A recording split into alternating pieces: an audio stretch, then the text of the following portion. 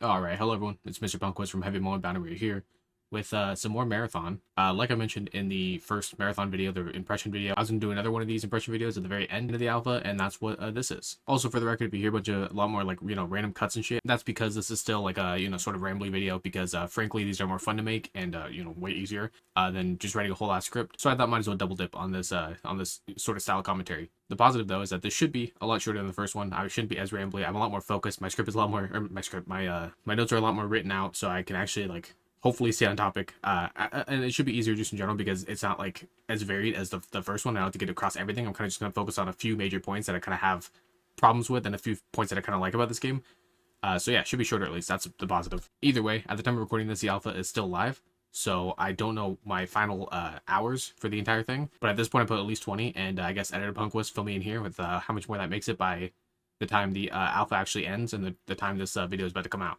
But from those 20 hours, honestly, the game is still fun to me. The like basic gameplay loop of like going on a run, getting some loot, hopefully extracting or dying to some random team of three that third parties you, was honestly pretty fun. And the only thing that really stopped me from queuing after like certain runs was just basic gear fear that kind of comes from all looter shooters, especially when you're not playing with friends. And I'll hopefully get over that the more I play. Like marathon in general, but also maybe extraction shooters in general. And speaking of dying, I think Bungie did a really good job in this game of making dying not feel too bad. Obviously, it still sucks when you lose all your shit, and you had like a full loadout, like purple. I never saw purple shields, but like green shield. You lose all the good stuff.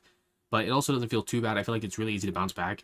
And what's nice about this is that in this game, since you're basically required to do third-party teams, unless you want to just get screwed over, I go in with a knife and some shields and like health as a third-party team, and can get weapons pretty fast from my teammates killing the UESC drones. So honestly, if I had to say one nice thing about the three team system, that would probably be it. Is that it's easy to go on knife runs because at least you have backup. But obviously that means that yes, I am still, even after 20 hours, I'm still not the biggest fan of the three squad system. Maybe I'm catastrophizing a little too early here, but I can already feel the frustration of like having some super complicated contract that I need to complete and then having to get lucky with my random teammates, or just trying to risk like venturing into the game solo and just getting absolutely shit stomped and still not getting my contract done. And actually, now that I think about it, I've literally had this problem already in the beta.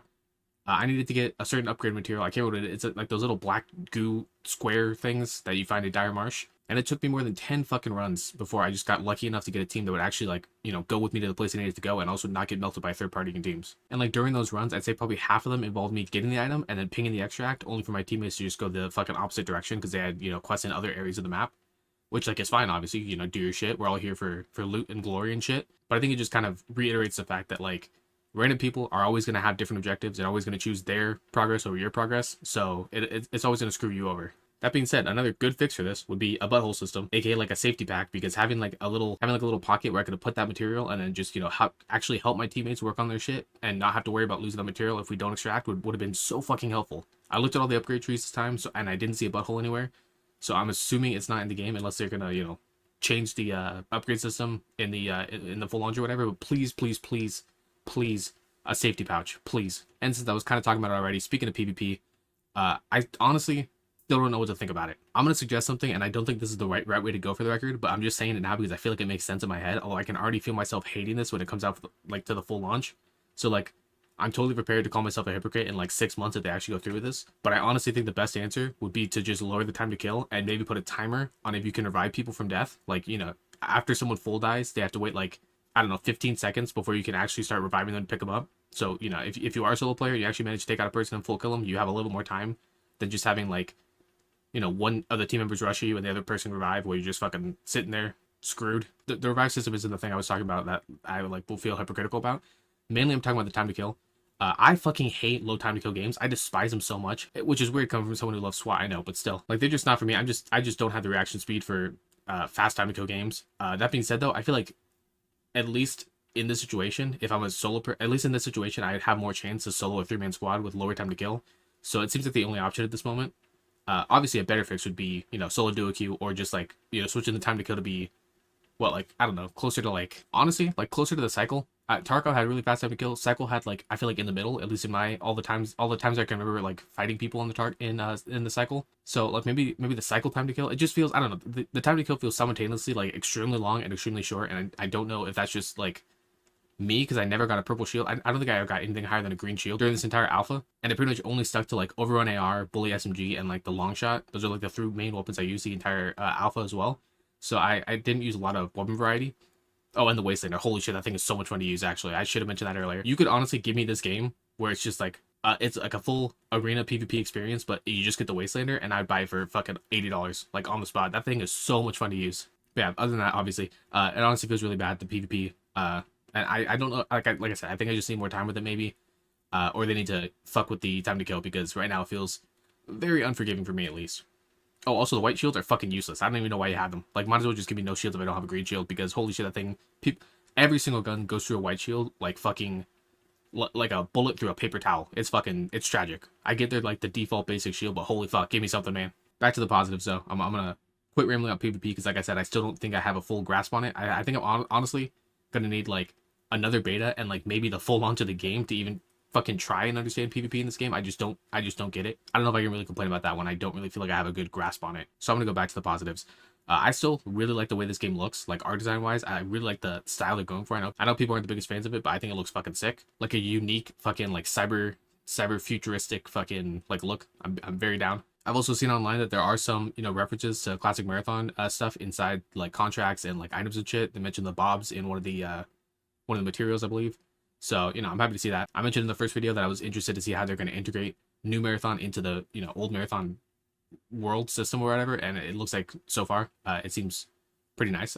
Like I said, we'll see how that progresses in the full game, but hopefully it does, because I very much like it too. The gunplay also, you know, when I'm finding AI like UEFC bots and shit, also feels really good, but it's like a Bungie game, so I kind of expect that, to be honest. I do kind of, this is gonna sound, you know, kind of cringe, but I do kind of miss the bullet magnetism from the version fucking whatever, the pre-patch bullet magnetism, that like the free mouse and keyboard aim assist. I get it was overpowered or whatever, but honestly, it just made the gun feel better in my hands. But you know, it's not like a deal breaker. So, and now that I'm used to the looting also feels a little better. I do like the tension between like opening up a bag and having to wait for the little thing to like search before you can like start grabbing shit. I know that's like a thing in Tarkov too, but like, I don't know, I kind of like it. Just adds to the tenseness, especially if you're like me and try to fucking loot a box in the middle of a gunfight. The amount of times I did that at the beginning of this fucking alpha was way too high. I'm fucking Apex brained. But yeah, like I said, I think the gameplay loop in general is like, the weird thing about this game is I feel like I'm fucking going insane, because in its alpha state right now, it's honestly just like a pretty average extraction shooter. Like, it's not gonna blow your socks off. It's not gonna blow you away.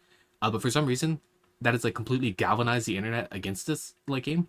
Extremely confusing to me. I understand the angle of talking about this shit on a goddamn channel named after a fucking Destiny item. I do try to keep myself pretty impartial with this kind of stuff. Obviously, I am biased. I do like Destiny. I do like Marathon. Like, you know, as the game it is kind of right now. Obviously, I want some changes. I bitched for like the last like 3 minutes, but the extreme like salt has just been kind of crazy to see, honestly. Hopefully, everyone just fucking chills out now.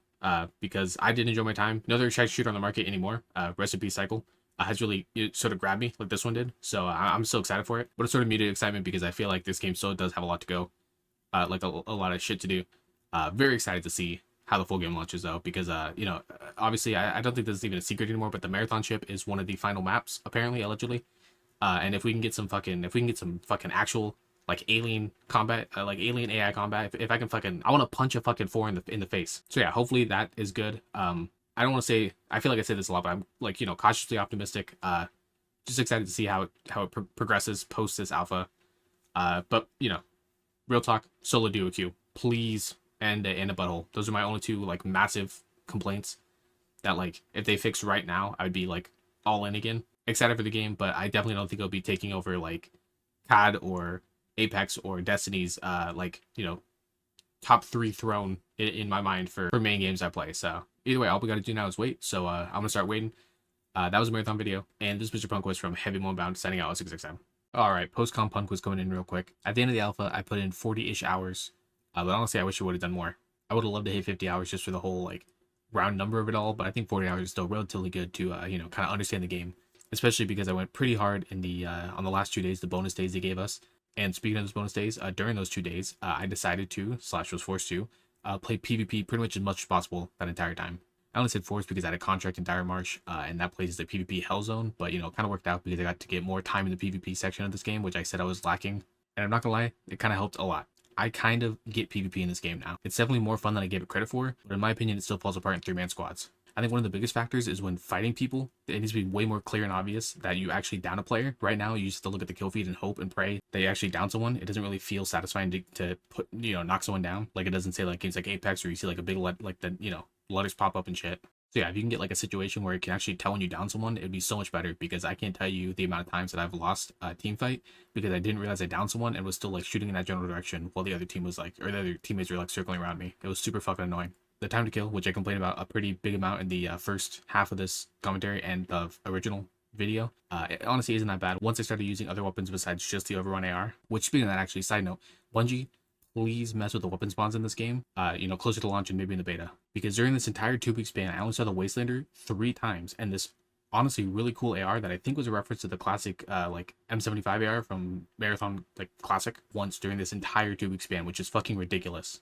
Like always, it could be a problem on my side. I just could not have been looking in the right places. Probably needed more keys or whatever, but still, either way, the loot pool felt extremely limited during this entire beta, and I think that's the main reason why. So, put more Wastelanders in the wild, put more fucking of that AR in the wild. The Bully SMG that I only saw like I think 3 times total too. Like just more fucking weapons would make it so much nicer. That being said, even with the weapon change, I still would not be opposed to more shield tuning. Honestly, if Bungie is just dead set on using the current shield situation we have right now, just removing the material requirement from the Traxxas green shields in the black market would go fucking wonders for me personally. Having a nice supply of green shields would make like 80% of my runs infinitely better, because the white shield is still way too fucking weak. Taking away the shields, taking away the weapons, taking away everything.